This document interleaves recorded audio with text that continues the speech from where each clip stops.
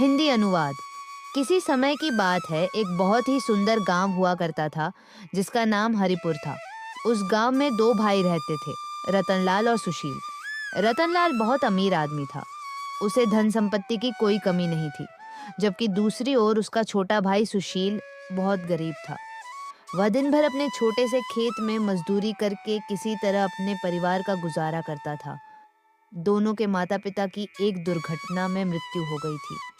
माता पिता की मृत्यु के बाद रतनलाल ने बहुत चालाकी से सारी संपत्ति और जमीन हड़प ली और सुशील को बस एक छोटा सा टुकड़ा दिया ताकि वह अपनी आजीविका चला सके। लेकिन रतनलाल को इतनी संपत्ति मिलने के बाद भी संतोष नहीं था। अब उसकी नजर अपने छोटे भाई सुशील की जमीन पर थी। वह किसी भी तरह से सुशील की जमीन हड़पना चाहता था, क्योंकि वह जमीन बहुत उपजाऊ थी और बिना खाद या ज्यादा मेहनत के ही अच्छी फसल देती थी। इसी जमीन की बदौलत सुशील अपने बेटे रमेश को शहर में पढ़ा रहा था। कक्का रतनलाल का षड्यंत्र। एक दिन रतनलाल, जो सुशील को उसके खेत में काम करते हुए देख रहा था, उसके पास आता है। रतनलाल: अरे सुशील, कैसे हो भाई? मैंने सुना है कि तुम अपने बेटे को शहर में पढ़ा रहे हो।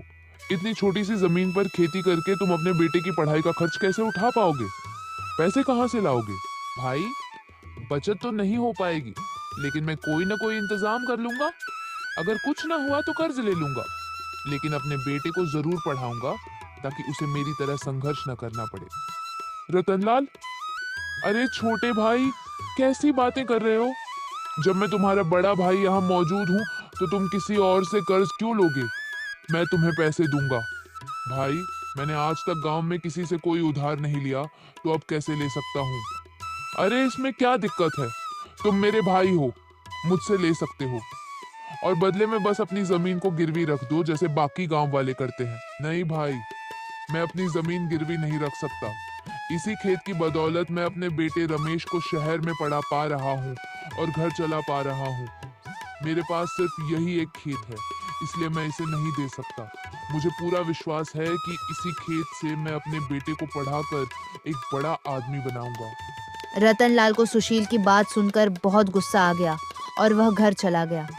लेकिन वह हार मानने वाला कुछ भी नहीं कर सका और सुशील भी अपने काम में लग जाता है। ऐसे ही कुछ दिन बीत जाते हैं। रतन: चौवन लाल, तुझे कैसे ना कैसे करके उस सुशील से वह जमीन तो लेनी ही पड़ेगी। रतनलाल इतना कहकर सोच में पड़ जाता है कि सुशील की जमीन को कैसे लिया जाए। तभी उसके दिमाग में एक तरकीब सूझ है और वह सुशील के घर चला जाता। अरे सुशील भाई, मुझे तुम्हारी खुदगर्जी देखकर बहुत अच्छा लगा। मैं तुम्हारा बड़ा भाई होने के नाते तुम्हारी मदद करना चाहता हूँ, और तुम भी मेरी मदद लेने से इनकार नहीं कर पाओगे, और तुम मुझे अपना बड़ा भाई माँ मानते हो, तो मेरी मदद लोगे? ठीक है भैया, बताइए आप मुझसे क्या बोलना चाहते हो। भाई, तुम चाहो तो मुझसे पैसे मत लो और ना ही तुम्हारी जमीन मेरे पास गिरवी रखो। तुम एक काम करो, जो गांव के दूसरी तरफ मेरी एक जमीन है ना, वह तुम्हारी जमीन से 4 गुना बड़ी है। एक काम करो, कुछ दिन उस जमीन पर खेती कर लो, उससे तुम्हें काफी मुनाफा होगा, और उससे मिले पैसों से तुम अपने बेटे की पढ़ाई पूरी कर पाओगे, और बदले में जब तक मेरी जमीन तुम्हारे पास रहेगी तब तक तुम्हारी जमीन मेरे पास रह जाएगी। सुशील ना चाहते हुए भी बड़े भाई रतनलाल की बात मान जाता है। अच्छा ठीक है भैया, मुझे मंजूर है। रतनलाल बड़ी ही चालाकी से अपने छोटे भाई सुशील से कागजात पर अंगूठा लगवा लेता है। क्योंकि सुशील को पढ़ना लिखना नहीं आता था, इसलिए वह उस बात से अनजान था कि उन कागजात पर क्या लिखा है। संगीत ऐसे ही कुछ दिन बीत जाते हैं। ऐसे ही एक दिन जब सुशील उस जमीन पर काम कर रहा होता है। अरे भाई, चलो आज का तो काम खत्म हुआ। मैं बाजार से लाए सारे पौधों को पूरे खेत में लगा दिया हूँ। देखो तो कितने हरे भरे और सुंदर सुंदर दिख रहे हैं। बस कल सुबह का इंतजार है इन्हें।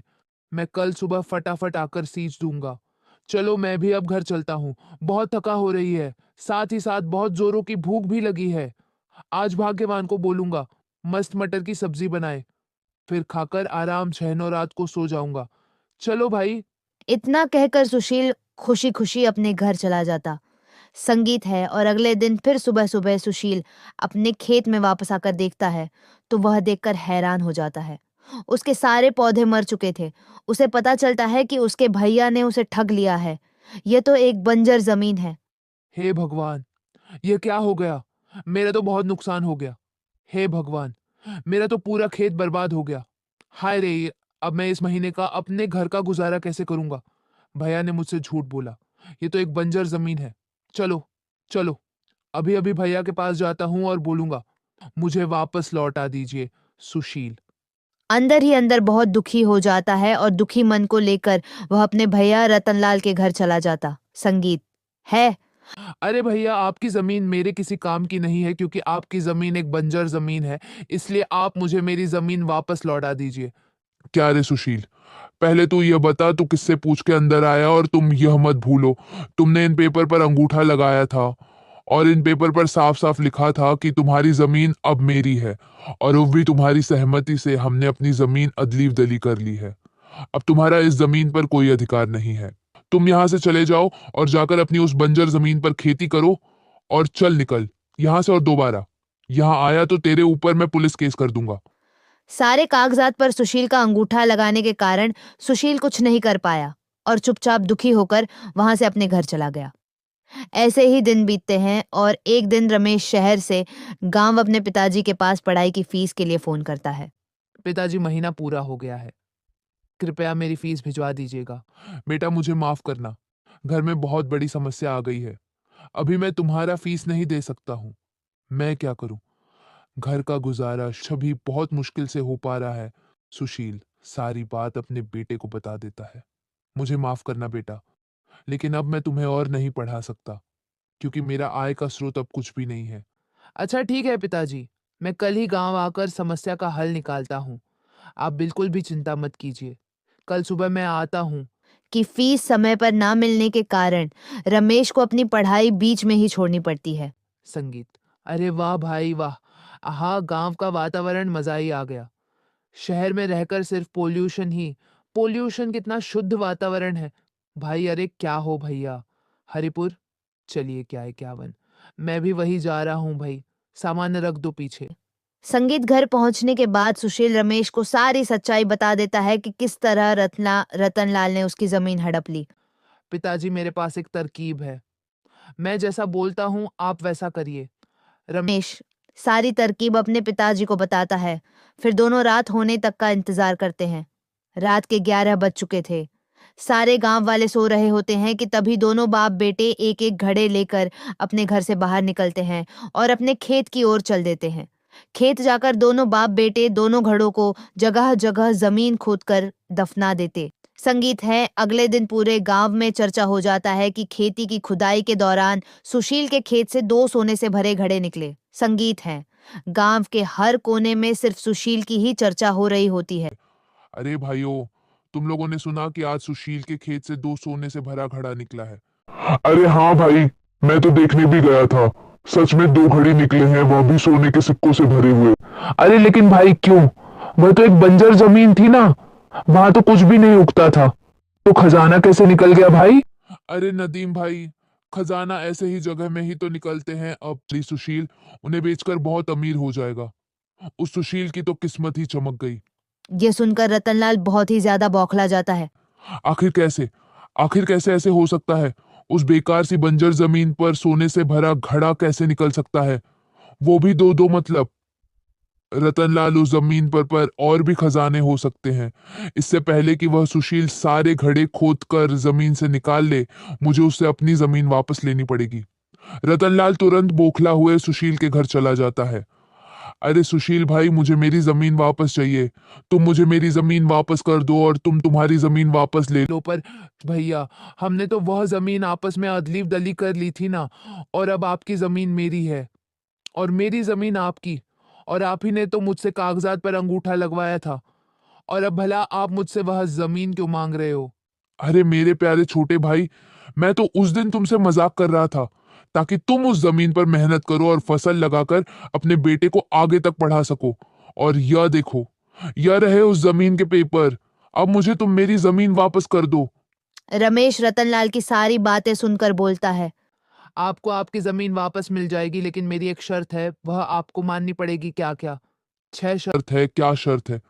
अरे रमेश बेटा, मुझे तुम्हारी सारी शर्तें मंजूर है, तुम बस मेरी जमीन मुझे वापस कर दो। आपको हमारी जमीन वापस करनी होगी और साथ ही साथ जमीन लेने के लिए आपको हमें 10 लाख रुपए भी देने होंगे। तभी हम आपको वह जमीन वापस करेंगे और यह सब काम कागजात पर लिखित होगा। यह सुनकर रतनलाल मन ही मन सोच अरे इन दोनों बाप बेटे बेवकूफ को क्या पता, उन सोने के सिक्कों की कीमत बेचारे 10 लाख के पीछे पड़े हैं। बेवकूफ कहीं के, मैं उन सिक्कों को बेचकर एक दिन में करोड़पति बन जाऊंगा। हाँ हाँ हाँ बेटा, हाँ हाँ, मुझे सारी शर्तें तुम्हारी मंजूर है। मैं कल ही तुम्हें पैसे दे दूंगा और तुम्हारे कागजात पर साइन भी कर दूंगा। अगले दिन रतन कागजात पर साइन कर देता है और साथ ही साथ सुशील को सूटकेस से भरा 10 लाख रुपए भी दे देता है। सारा काम हो जाने के बाद रतनलाल तुरंत ही अपने नौकर गोवर्धन को अपने खेत में लेकर जाता है। सुनो गोवर्धन, पूरा खेत खोद डालो और मुझे तुरंत ही सोने से भरा घड़ निकाल कर। दो जी हुजूर गोवर्धन खेत की खुदाई करना शुरू कर देता है, संगीत प्रशंसा, और धीरे धीरे करके वह पूरा खेत खोद डालता है, लेकिन उसे कुछ नहीं मिलता है। यह देखकर रतनलाल बहुत चिंतित होने लगता है। गोवर्धन क्या नहीं हुजूर, मैंने तो पूरा खेत खोद दिया है, लेकिन मुझे अभी तक तो कुछ भी नहीं मिला है। क्या, हे भगवान, ये क्या हो गया? मुझे तो कुछ भी नहीं मिला। मतलब मतलब उन दोनों बाप बेटों ने मुझे बड़ी ही चालाकी से ठग लिया। साथ ही साथ जमीन के साथ मेरे से 10 लाख भी ले लिए। आय रे मैं तो बर्बाद हो गया, आय रे मैं तो बर्बाद हो गया। बेचारा रतनलाल अपने आप को कोसने लगता है। तो दोस्तों, आप लोगों ने देखा कि जो दूसरों के साथ बुरा करता है उसके साथ आखिर में बुरा ही होता है। और हाँ, रमेश ने दोनों घड़ों में नकली सोने का सिक्का डाला हुआ था जो वह शहर से लाया था।